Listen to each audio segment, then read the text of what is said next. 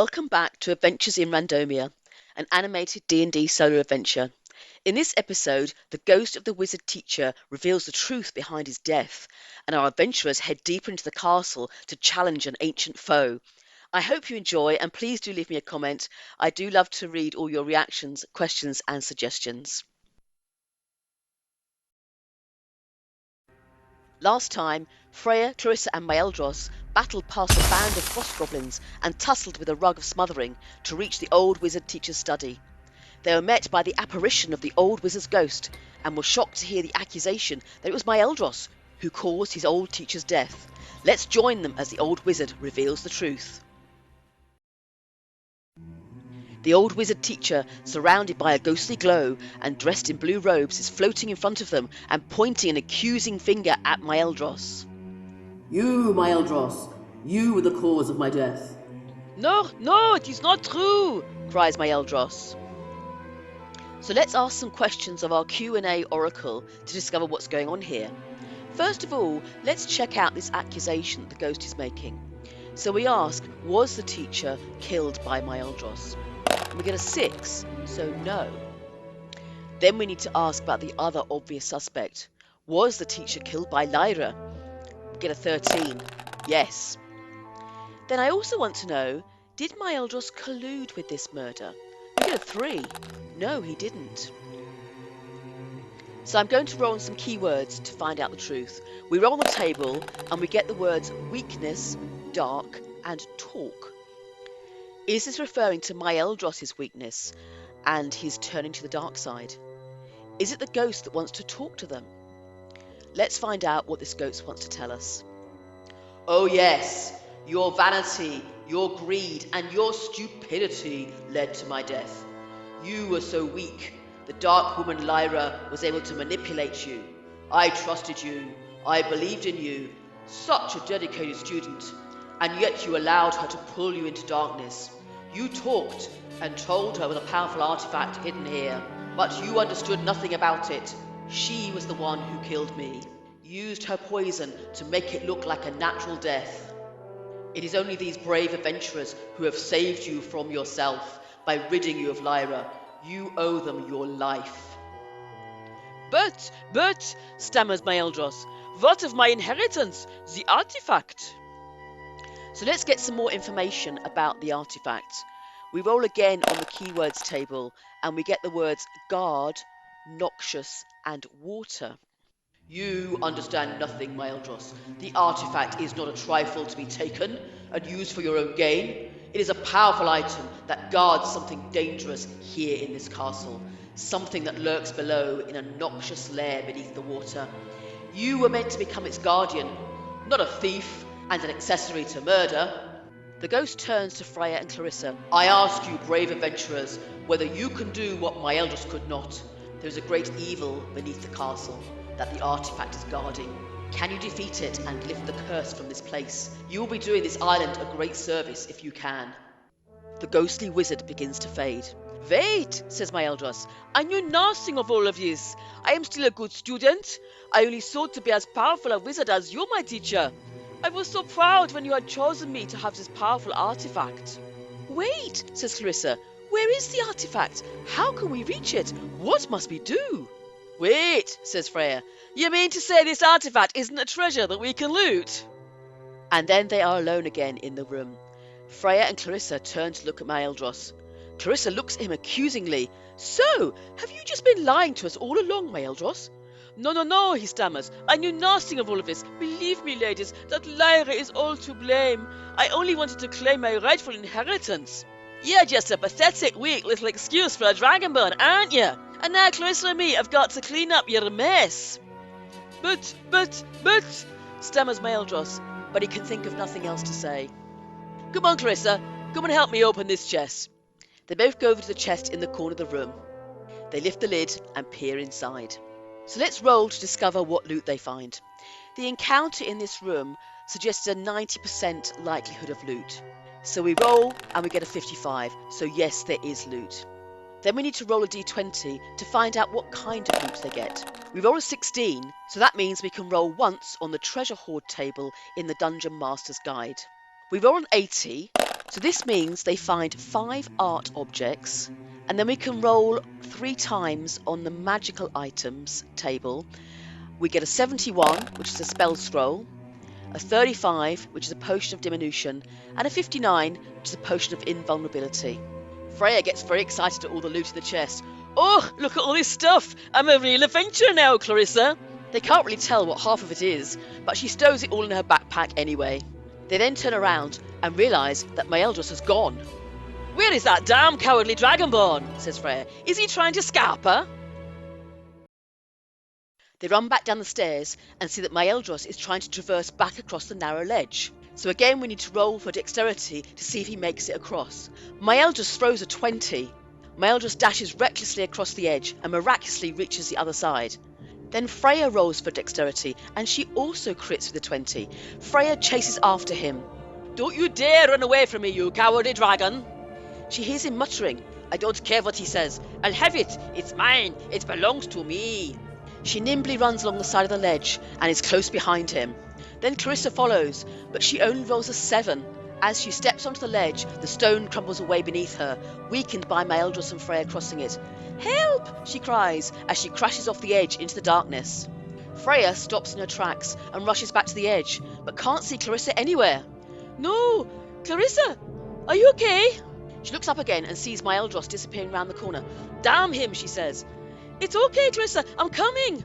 She finds an iron bracket in the wall and slings her rope over it. She ties the other side around her waist and then lowers herself down into the dark pit. Clarissa, where are you? Are you okay? She reaches the bottom and unties the rope from her waist and then releases the loose end and pulls it down. Clarissa! Clarissa, where are you?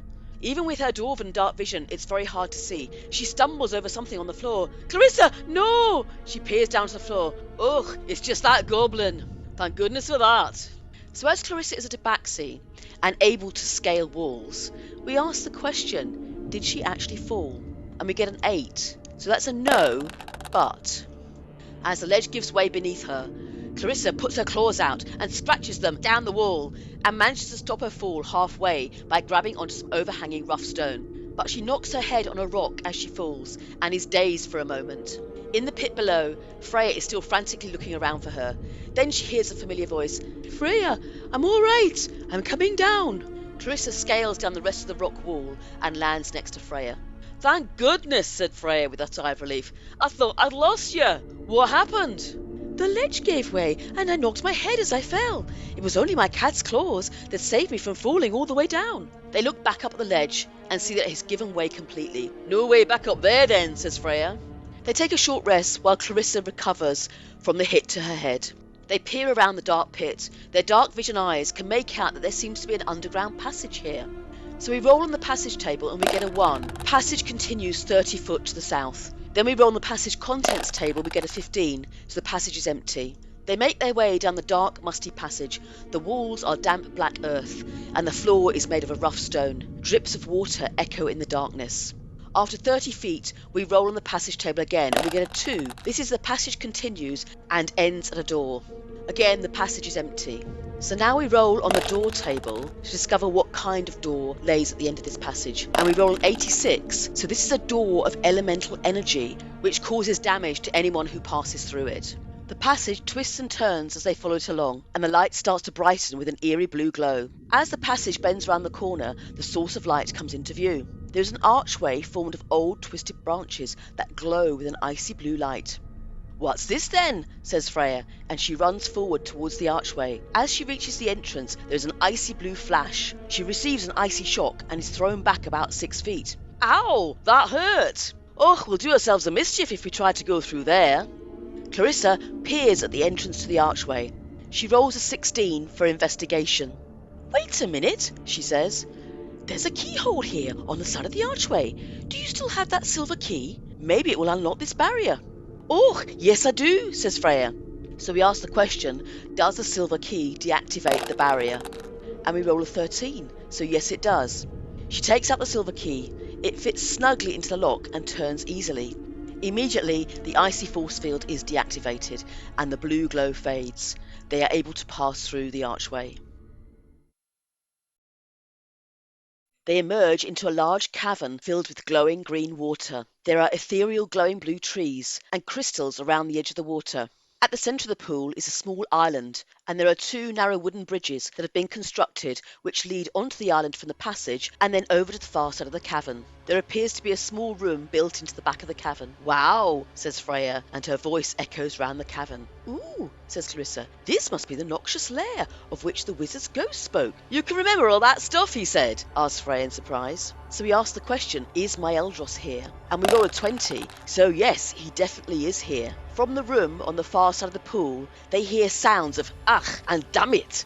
They make their way across the wooden bridges and approach the small room. It appears to be some sort of control room. My Eldros is standing in front of a large glowing blue orb, swearing and cursing at it with his hands dripping with blood.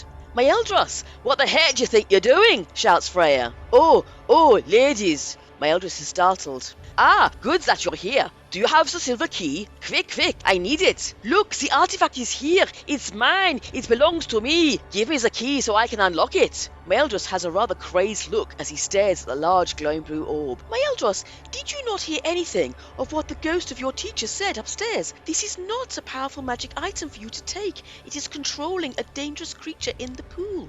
No, it is mine," my Eldros says again. "What do you think we should do?" says Freyia. "Well, the ghost said we have to defeat whatever is here," says Clarissa, "and rid the castle and the island of this curse. So I suppose we need to deactivate the orb and release the creature." "Yeah, I think you're right," says Freyia, and she pulls the key out of her pocket. "Aha, there it is," says my Eldros excitedly, almost like a little child now. "My Eldros, stand still and hold out your hand," says Freyia. My Eldros does so, and she dips the silver key into the blood on his palm, coating it on both sides. She then goes over to the orb. There is a small keyhole in the stand beneath the orb. She inserts the key and turns it. The orb goes dim, and the humming noise ceases. There is a moment of silence in the room. My Eldros shouts, No! What have you done to the orb? It has lost its power!" Then a great shuddering and roaring noise starts to come from the cavern behind them. They turn round to see the water churning and boiling and a monstrous creature arising from the depths. They all rush back into the cavern to see a large monstrous creature with a menacing jaw, long tentacles and a deadly swishing tail emerging from the water onto the island. "What the heck is that?" says Freyia. "I've never seen anything so ugly in all my life." "What?" says my Eldros, still focusing on the orb. "You're right, there is no magical weapon here. That damn teacher, he tricks me. He made me think I was the heir to his power." "There's no time for this now, my Eldros," says Clarissa. "We must fight this monster to free this island from its curse." "Och well, here goes," says Freyia, and she charges straight at the beast with her great axe held high. So we roll for initiative. My Eldros gets a 15, Clarissa gets 4, Freyia 2, and the monster 1. "Wait, Freyia!" shouts my Eldros. "I've been such a fool. I must help you fight this evil monster that I've helped release." He casts Ray of Enfeeblement and hits. A dark purple ray streaks towards the monster. It is now enfeebled and only makes half damage attacks while my Eldros maintains his concentration. Clarissa then casts Guiding Bolt. The bolt of bright golden light flashes towards the monster and hits it right between the eyes. She then uses her bonus action to cast Shield of Faith on Freyia, so Freyia now has her armor rating increased by 2. Freyia then goes into a rage. She roars and wildly swings her great axe at the aboleth. She crits, so we double her damage roll and she does 18 damage to the creature. "Take that, you nasty tentacly beastie." The aboleth then attacks Freyia. The first tentacle hits for 15, but with the Shield of Faith armor increase, it does no damage. The second tentacle then does hit Freyia, this time for 16 damage, but the aboleth has the Curse of Enfeeblement, so this damage is reduced by half to 8. And then Freyja's rage allows her to resist the damage, reducing it to only 4. The aboleth swings a large slimy tentacle at Freyia and slaps her in the face. With every tentacle attack, there is a chance to become diseased. So we roll for a Constitution save, and Freyia rolls a 16, so she resists the disease. At the end of the aboleth's attack, we then need to check to see if it can shake off the enfeeblement. It rolls a 4, so it continues to be enfeebled by my Eldros' spell. My Eldros then casts magic missiles. The bright purple bolts speed towards the creature and hit it for 12 damage. Clarissa then holds her divine focus up high and casts Radiance of the Dawn for 19 damage. A blast of bright radiant energy flashes over the island, but the aboleth succeeds at its con saving throw and so only takes half of this damage. As a bonus action, Clarissa then casts Spiritual Weapon. A bright, golden glowing cat's paw appears just above the giant fish's head. The paw swipes at the aboleth, but it fails to hit. Freyia now goes into a frenzy and swings her great axe again, but this time it is not enough to hit the aboleth. The aboleth then turns and swings its mighty tail at Freyia. It hits at 17, however its damage is reduced to 8 due to the enfeeblement, and then Freyya's rage reduces the effect of the hit further and she only takes 4 damage. Haha, she cries, not so powerful now, are ya? Freyia then makes a con save against the disease. She rolls a 22, so she resists. The aboleth then tries to cast Enslave on Clarissa, but she manages to resist with a 17 wisdom save. At the end of the creature's round, we again check to see if it can resist the enfeeblement. It rolls a 6, so continues to be enfeebled. Maeldros then tries to cast Firebolt, but misses. Clarissa again casts Guiding Bolt, and she crits with a roll of 20. A massive blast of golden energy streaks across the water and hits the aboleth for 36 damage. It squeals as its tentacles start to fry in the radiant light. The golden cat's paw above its head then makes a swipe at the aboleth and does 4 damage. Freyia swings her great axe again at the aboleth, but misses. In her frenzy, she takes a second strike, and this time hits for 8 damage. The aboleth decides that it's Clarissa that's the most dangerous one. It ducks under the water. Freyia gets an opportunity attack as the creature moves away. She swings her great axe again, but the creature moves too quickly out of reach. The aboleth surfaces right in front of Clarissa and makes a tail attack, which hits at 15 and does 8 damage. Clarissa then makes a con saving throw against the disease. She rolls a 15, so she resists. The aboleth then casts Enslave again on Clarissa. She rolls a wisdom save of only 13 this time. It just fails, so she becomes charmed by the creature. Clarissa stands mesmerised, gazing at the giant fish. The golden cat's paw and the shield of faith on Freyia disappear. Maeldros tries to cast Firebolt again, but misses with a roll of only 7. Freyia charges back across the bridge, but can't reach the aboleth on this turn. She throws each of her hand axes at it. The first one hits and cuts into the slimy flesh. The second one flies through the air and whizzes past the creature and hits the glowing blue crystals beyond. The aboleth then moves in front of Maeldros and slaps him with its tentacle. The slimy wet tentacle slaps across Maeldros' chest, but only does 5 damage, as the creature is still enfeebled. But the slap is sufficient to break Maeldros' concentration, and the creature is now back to full power. Maeldros then needs to take a con save against the disease. He only rolls an 11, so he becomes diseased. The aboleth then slaps Freyia with the other tentacle. It hits and does 10 damage. Freyya's rage reduces the damage to 5, and this time she fails the con save against the disease, rolling only a 10. Maeldros tries to cast Ray of Enfeeblement again, but this time he misses. Clarissa remains charmed by the creature. She stands serenely gazing at the aboleth, enraptured. From her position on the bridge, Freyia swings her great axe at the aboleth, and she hits with a 20 and does 13 damage. In her frenzy, she strikes again, but this time fails. The creature moves into position and takes a massive swipe with its tail at Freyia, and this time it crits. The tail swipe knocks Freyia off her feet and does 30 damage. Freyya's rage allows her to resist half of this, but she is now quite wounded. Seeing that Freyia is badly wounded now, and Clarissa is still standing in trance, Maeldros takes action. No, Freyia, I will save you. This has all been my fault. He leaps towards the aboleth, using his dragon breath attack as he flies through the air. A wave of fire blasts over the creature. The aboleth thrashes and flails in the water and starts to submerge. And as it does so, it wraps its tentacles around Maeldros and pulls him down with it until both have completely disappeared under the water. Freyia, still sitting winded on the bridge, watches in amazement as the aboleth and Maeldros disappear. "Maeldros!" she shouts, and she jumps up and dives beneath the waves, but the fish and Maeldros are nowhere to be seen. Clarissa then awakens from her enchantment. The aboleth is either dead or has returned to the elemental plane from which it came. "What's going on?" she says. Freyia is swimming about in the pool and diving under the water, shouting, "Maeldros!" But he is gone. She surfaces and climbs out onto the island. Maeldros must have sacrificed himself to save us. He's gone. The creature took him. They both look at each other in shock. "Wow, So he was a hero in the end, says Clarissa. They both sit on the island for a few minutes, recovering. Suddenly Freyia says, Hey, look at my skin! Something weird is happening to it! And then, ow! That really hurt! she takes 3 damage from the disease, which brings her health dangerously low. Wait, I can heal you, says Clarissa. She casts Cure Wounds for 8, but it has no effect. Help! Help! My skin is burning! Cries Freyia. And there we will leave our 2 adventurers, still reeling in shock from the sacrifice of Maeldros, but now starting to panic at this mysterious disease which is wounding Freyia and which Clarissa cannot heal. Tune in again next time to discover what happens next.